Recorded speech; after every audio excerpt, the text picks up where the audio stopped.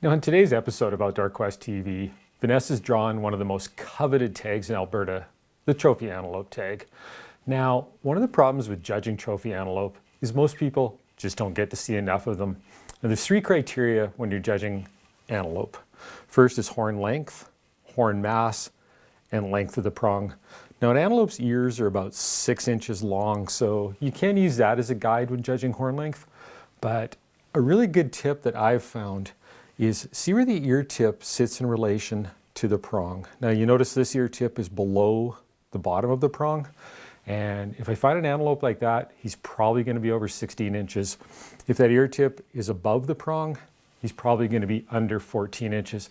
Now it doesn't work on every antelope, but if you've got a buck with a fairly typical horn configuration, it's a really accurate guide. Now the next thing you want to look at is mass, and if the horn width is about the same width as the ear at the widest place, you're looking at good mass. And now prong length is a little bit deceiving because prong length is actually measured from the back of the horn. So if you've got really good mass, you may only need a couple inches sticking out in front to actually get a decent prong length. And in this case, an antelope's eye is about 2 inches wide. So, if we've got more than 2 inches sticking out the front, we're probably looking at a pretty good antelope. Now in this hunt, Vanessa's going to be shooting the 7-round mag, and she's going to be using Hornaday's Precision Hunter ammo. And in this case, with the 162 grain ELD-X. Now, Hornaday did a lot of Doppler radar testing on conventional hunting bullets, and what they found is that actually the polymer tip was melting at higher velocities. So what they've done is they've developed a tip that can withstand the heat of those higher velocities so it won't melt or it won't deform. Now, obviously, this greatly increases accuracy, but also what it does is this polymer tip initiates expansion on the bullet when it impacts the animal.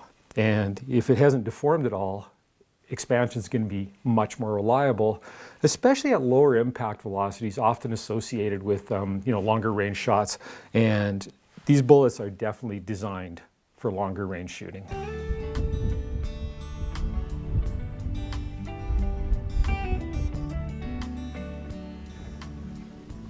Hey, welcome to Outdoor Quest TV. I'm Vanessa Harrop, and boy am I ever excited. After 12 years of applying, I finally drew trophy antelope in Southern Alberta. And we're 3 days before the hunt starts, so we decided to come down here and scope the land out, sort of see where the antelope are moving, and just take our time, and hopefully we can put one to bed Sunday night. Season opens up Monday morning, so I'm really excited. This is turning out to be a once-in-a-lifetime tag, and this is the first time I've hunted antelope, at least trophy antelope. So it's just figuring out, you spot out the bucks and then you start taking them apart. And kind of what our plan is on the next 3 days is use the spotting scope, take lots of pictures, and each night we can then compare all the bucks that we've seen and where we've seen them, and then make a decision from there which ones we're going to hunt.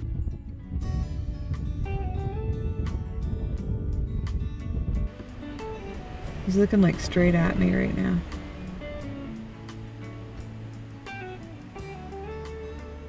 It's pretty cool though how we saw them, that the whole group was all bunched up and standing up, and we start glassing them and they're all bedded, so you can just really take your time and pick them apart. It's pretty cool. What do you think of that one? I'm really wishing it was Monday right now. He's a stud, that one, holy. Now I'm not going to sleep for 3 days. Yeah, that's a big antelope. He's even bigger when he walks away from you.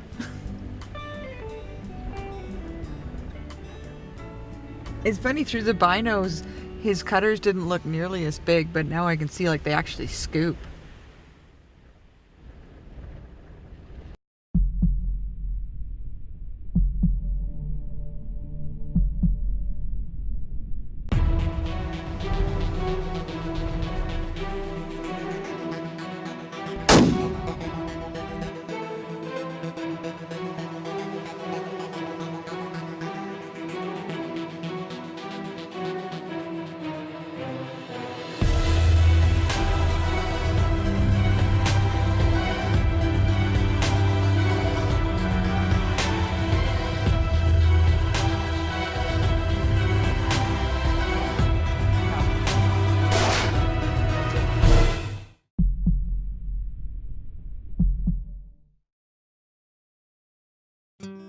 Outdoor Quest TV is brought to you by Zeiss Sport Optics. We make it visible. Hornady, accurate, deadly, dependable. Coeur d'Alene Sporting Goods, home of the Rocky Mountain Rifle. Outdoor Quest TV is brought to you by Silver Willow Taxidermy, capturing the memories. Loa Boots, handcrafted in Europe. Deluxe Wall Tents, built in Canada for Canadian conditions. Well, we're just looking at some antelope here, and you think you can judge antelope till you start seeing hundreds of them. And there's lots of really good antelope this year. You know, lots of those low 70-inch antelope, 14 and a half, 15-inch antelope. We've seen quite a few of those. We've seen two that are, you know, I would consider fairly exceptional antelope, and one was just a real tank, but a lot of country to look at yet. We got, you know, well over 1 million acres to look at here, and, you know, thousands of antelope to look at, and 3 days to scout, so we're going to put some time in, see if we can find a great big one, or see if we can find one that's a little bit different. Vanessa seems to like things that are different. Good for me.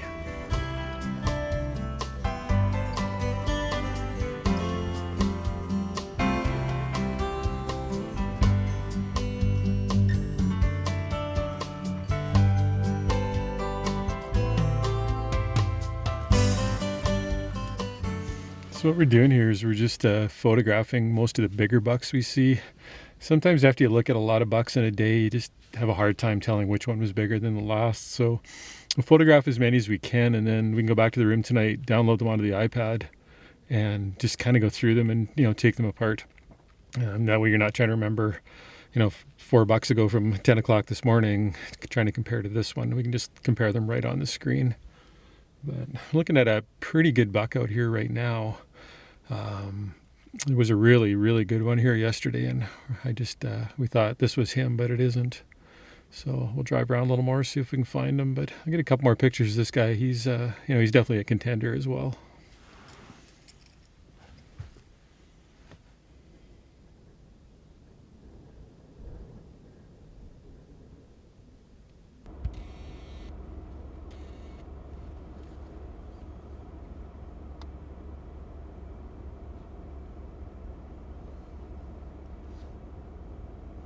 We just found a antelope here that's got one horn just really splays out to the side, so Vanessa's kind of liking him, so I'm just trying to get a couple of pictures of him.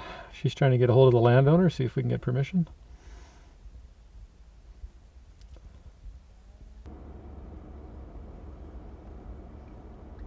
There we go. Now that's a funky antelope. He's wild, eh? He's totally wild. I love the way he like lays out on the one side. Mm-hmm. It's almost like he's tilted. It's a little off kilter. Like way off kilter.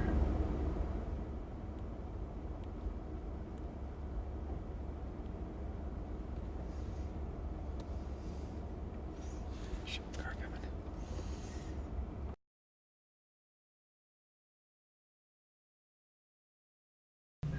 Okay, I think my day may have gotten just a little bit better. Well, it's been a long day.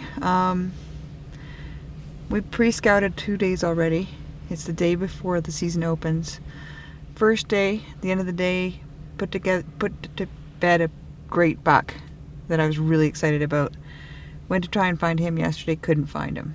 But found another buck. It was awesome. I had permission. It was great. Went and saw him this morning. The landowners were moving cattle today, so this afternoon we went to look for him. Can't find him anywhere. So right now it's Sunday, night before the hunt, 3:38, and I have no bucks lined up for tomorrow morning. They issue 130 tags for here, and it's been crazy on the roads today. So I was feeling a little down, but you know, it's not the end of the day yet. There's a lot of bucks to be seen. We've seen like hundreds and hundreds of antelope. So, but I'm just glassing over here, and I actually saw a not bad buck, so I'm a little excited. I'm gonna have to get TJ to have a look at him. Well, one thing you see a lot of in cattle country and antelope country are fences, and fences can be quite the barrier to pronghorn movement. So what you'll notice a lot down here where antelope hunting is there's actually smooth wire on the bottom of these fences, and it's set at 18 inches. Now, antelope rarely jump fences. Most of them won't. What they do is they crawl under, and they need about 16 inches to do that. So most of the landowners are pretty gracious to antelope down here and do set their bottom wire fairly high. But one of the problems with barbed wire, and if you ever shoot an antelope down in this country, you'll see they always have a lot of scratches on their back, and so they can get infection from that. They get hair loss, which doesn't help them in the wintertime. So the great thing about this smooth wire is they can just crawl under it, there's no damage, and they can crawl under the whole length of this fence. They don't have to go to established crossings. So, for predator avoidance and things like that, it's just a really, really good thing. And this is a project I've been really involved in. I help coordinate the smooth wire fencing project for the Alberta Fish and Game Association, and we get money from the Minister Special License and from the Alberta Conservation Association, and we get time from a lot of volunteers. Just literally thousands of volunteer hours over the years have gone into making so many fences down in Southern Alberta more pronghorn friendly. The other thing we've done is we've removed just a pile of page wire down here. There were some old sheep pens down here. Along the train tracks there was always page wire, and that page wire is a total impediment to pronghorn movement. So getting that down, getting some smooth wire in place just makes it easier when they're migrating, and in the end we get a lot more pronghorn in this country. So if you're an antelope hunter, or if you've ever thought about hunting antelope, you might get a little good karma. Come down, help us out on the antelope fencing project. We're off to look for some more antelope now.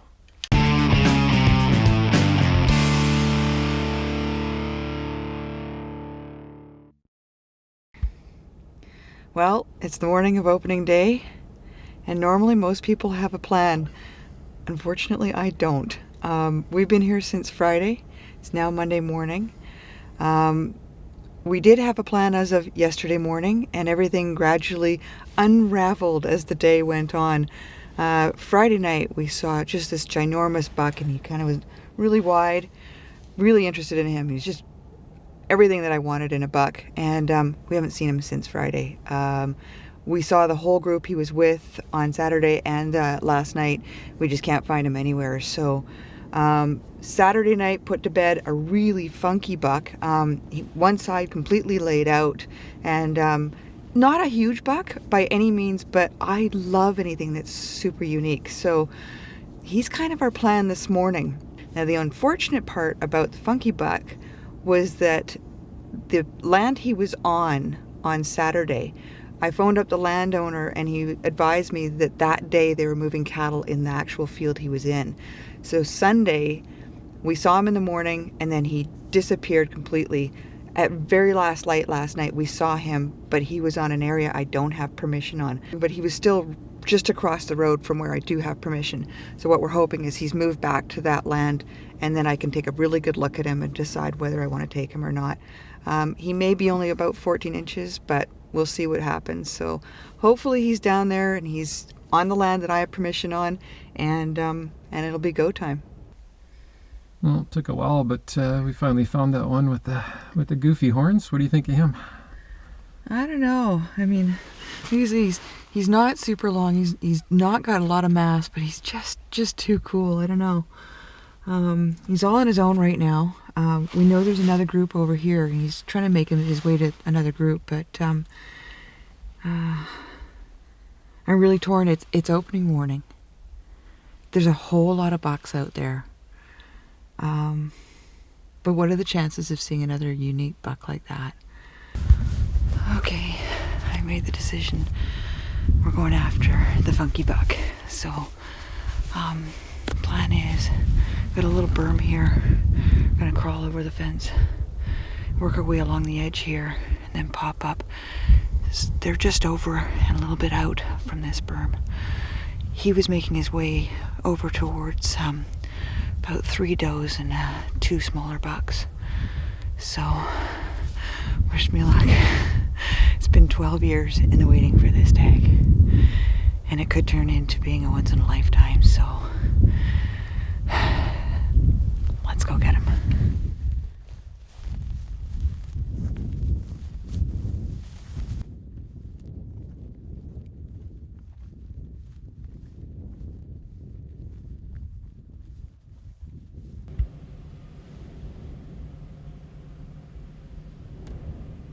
Further out than we thought, we've spotted the does and the 2 little bucks.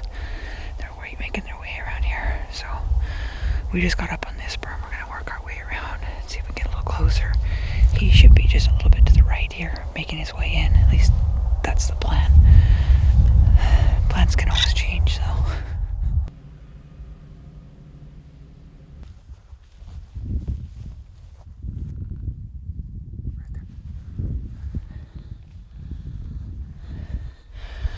So, the little group's right there. I think the plan is crawl up here. He should be just to this side of us, or he's further out. I don't know which.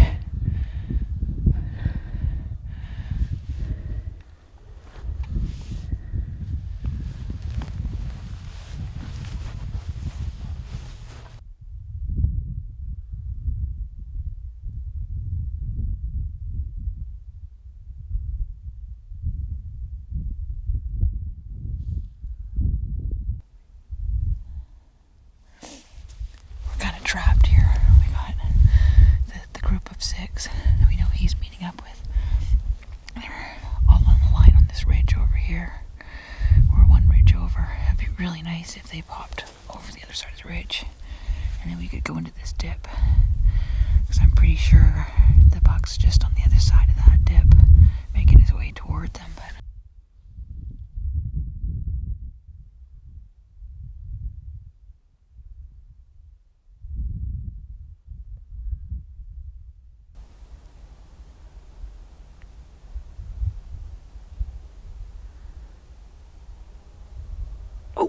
oh, there he is.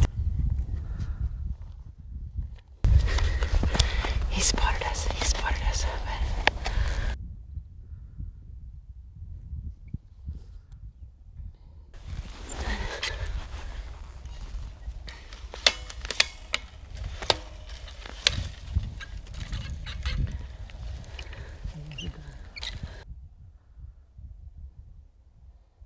huge.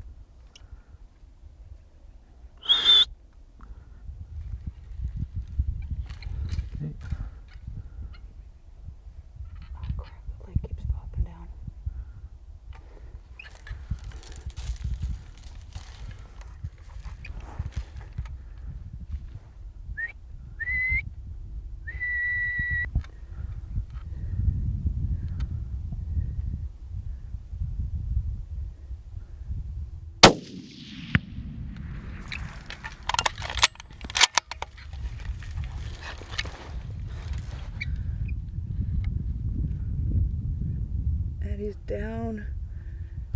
He's down. Oh my goodness. He just kept coming in like right on me, and I just didn't want to take a frontal shot. And then just as he gets sideways, my bipod leg collapsed. So I'm trying to get set up, and then it was just, I couldn't get comfortable. And I really wanted to wait and make a good shot. And then he started to run, and I'm whistling, and and I'm like, oh no, this is not good. And then he started to slow down, and I was able to take a deep breath. And well, I told you he was funky. I'm just thrilled. I mean, we got pictures of him on Saturday and then Sunday morning.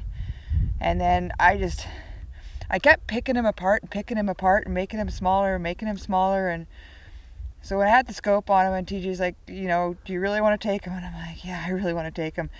And amazing thing is he didn't shrink at all when I walked up on him. In fact, he grew.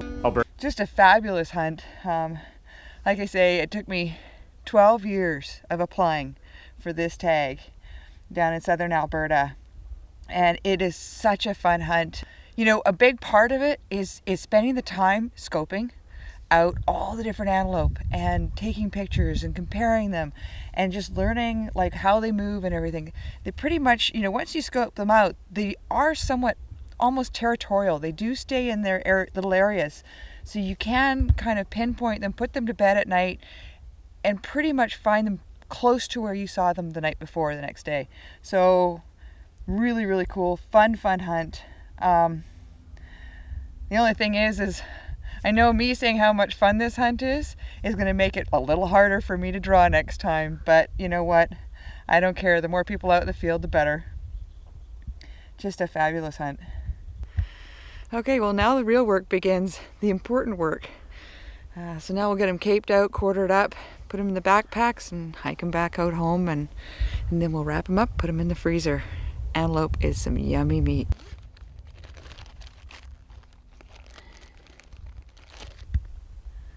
Well, one of the great things about having foot access only, not to make people want to go this far back out to go backpacking for an antelope, but we came prepared. Both of us brought our backpacks, gutted them out, split it in two. TJ's got the top half, I've got the bottom half in the cape, and now we'll head back out to the truck.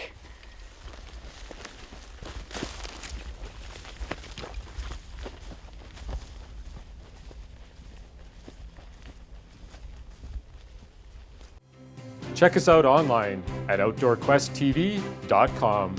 And don't forget to follow us on Facebook and Twitter.